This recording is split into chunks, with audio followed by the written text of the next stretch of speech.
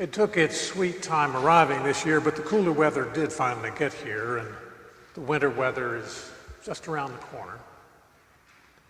The climate change has moderated the winters just a bit, but there is still a regular pattern to the seasons, a coming and going of the warmer than the colder weather that we're familiar with, that we know how to get ready for. At my house, the tubs containing the sweaters and the other winter clothing have been brought upstairs and switched out with the shorts and the summer clothes, and the summer clothes have been taken back to the basement to hibernate for the winter. And I assume similar summer to fall to winter preparations are taking place or have already taken place at your home. Furnaces get checked out, fireplaces get cleaned, houseplants that had been sitting out on the porch get brought inside. We are familiar with the patterns. They vary a little from home to home, from house to house, but we know the patterns. We know how the season to season rhythms go. We've done them over and over. Down in Texas, my daughter and her family are getting ready for a different sort of transition, the birth of a second child. They've done it once before, so there is some familiarity, but there will be differences. A toddler will have to adjust to a new sibling. Parents will have to navigate taking care of a toddler and a newborn. To a significant degree, it will be uncharted territory. They will have to learn new patterns and new rhythms. All of our lives experience changes, regular changes, but not all changes are the same. Some patterns are repeated. This winter may be colder or warmer, it may have lots of snow or a little snow, but by and large, the winters follow the same pattern every year, something we know well and know how to get ready for.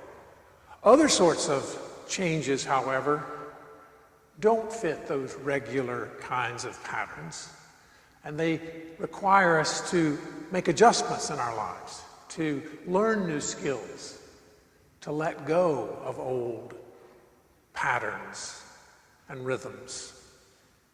Getting married, having a child, choosing which college to attend, deciding to sell the home and move into a retirement center. These are not changes that repeat with any frequency in our lives. And so they are more difficult changes, changes that require us to make big adjustments, that are difficult adjustments. And now, here comes another Advent. It is a season that most of us know well. We know its rhythms and its patterns. Oh, it sneaks up on us now and then, but more or less we're ready. The Advent candles are here. People have been signed up to do the candle lightings. Everywhere in America, churches are being decorated. Choirs are preparing special music. Christmas ornaments have been pulled out of storage.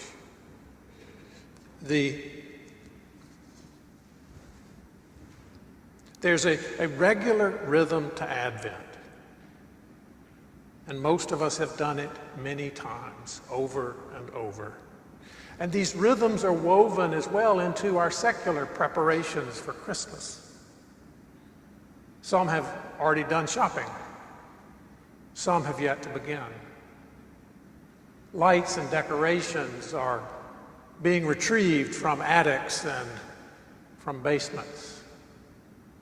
And before long, presents will be under the tree.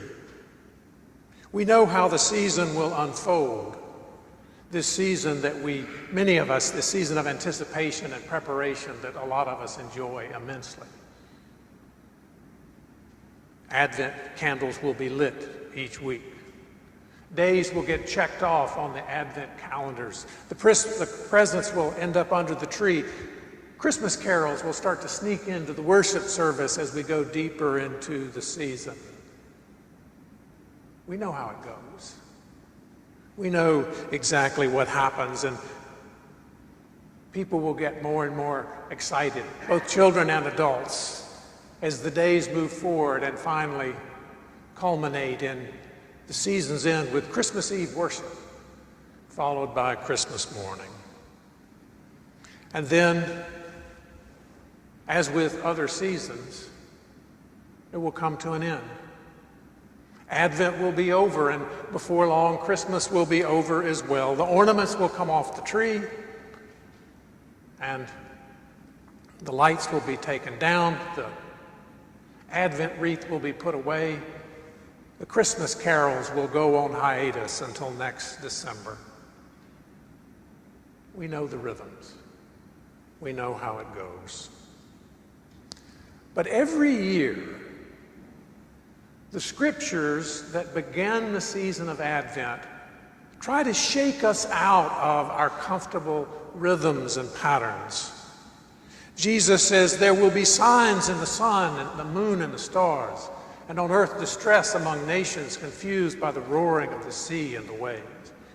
People will faint from fear and foreboding for what is coming upon the world, for the powers of the heavens will be shaken.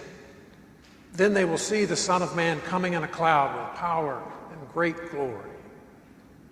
Now, when these things begin to take place, stand up and raise your heads, because your redemption is drawing near. Be on guard so that your hearts are not weighed down with dissipation and drunkenness and the worries of this life, and that day catch you unexpectedly like a trap. We know how to get ready for Advent, to get ready for Christmas, to spend time waiting and anticipating and then celebrating and bathing in the joy and the nostalgia of Christmas. But we don't really expect much more than that. This Advent will be like the one before. This Christmas will be like the ones before, and the one that will come after, and the ones that will repeat year after year after year. Christian faith, however, insists that something was set loose in the world on that first Christmas. Something that is still moving and happening in the world. Something that began to alter history and continues to alter history. The age to come, God's new day, began to break into the present. Glimpses of a new day when the poor are lifted up and the oppressed are set free began to be visible to those who are in Christ, however faintly. And they create a longing, a hunger and a thirst for righteousness, for a world set right. Given a glimpse of God's new day, those who are in Christ long for that new day to arrive and begin to feel less and less at home in the world around them.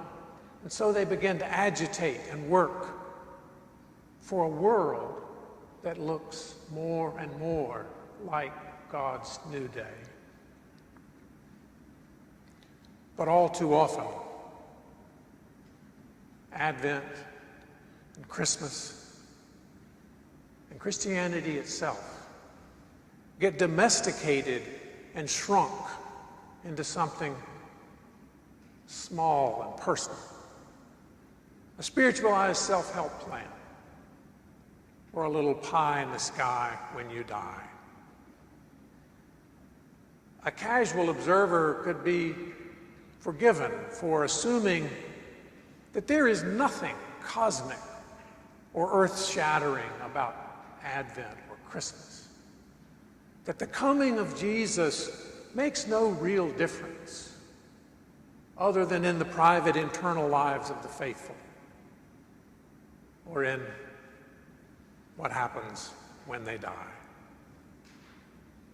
All too often, Advent and Christmas get reduced simply to one more seasonal rhythm, something that comes and goes year after year, season after season, something to be enjoyed and celebrated, but nothing that makes us want to make adjustments to our lives, to learn new skills, to let go of old rhythms and patterns.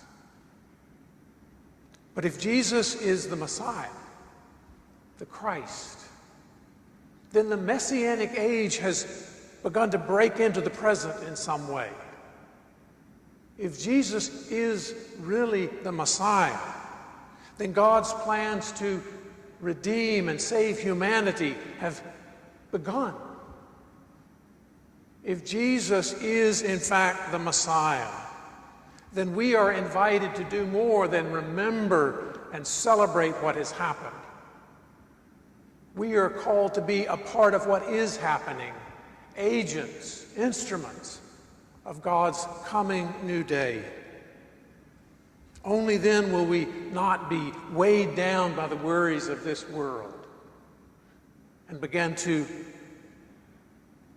with joy, anticipate and celebrate the day that is to come, a day that we can see only faintly, but that we can see because Christ dwells in us. Another Advent is here. It will go like most Advents, like most Christmases. Most of us know the rhythms by heart. But can we see beyond those rhythms to what God is doing and where we are called to do our part? All praise and glory to the God who entered decisively into human history that first Christmas, and who in Jesus calls us to be part of God's unfolding plan. Thanks be to God.